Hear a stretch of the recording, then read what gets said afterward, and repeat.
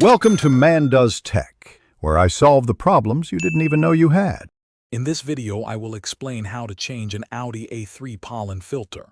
First, gather your supplies: a new cabin air filter, a T20 Torx screwdriver, and a flathead screwdriver.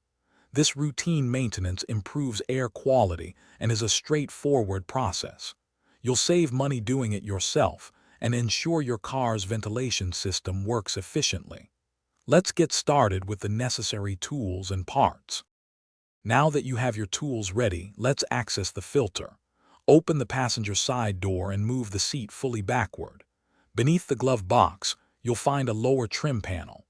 Use your T20 Torx screwdriver or simply unscrew the two thumb screws holding this panel in place. Carefully pull the panel down and disconnect any electrical connectors, like those for the footwell light, to fully remove it. This gives you clear access to the filter housing. With the lower panel removed, you'll see the pollen filter housing. It's usually a rectangular plastic cover. There are typically 2 or 3 clips holding it in place. Gently unclip these and pull the cover off. Before you remove the old filter, take note of the airflow direction arrow printed on its side.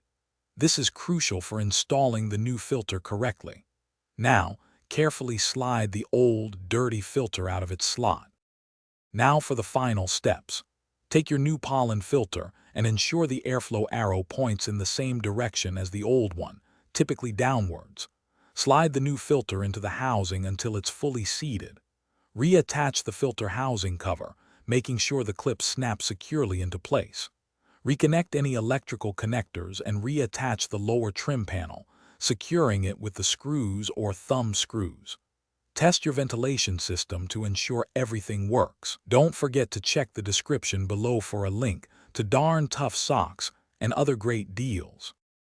Thanks for watching. If you found this helpful, don't forget to like and subscribe.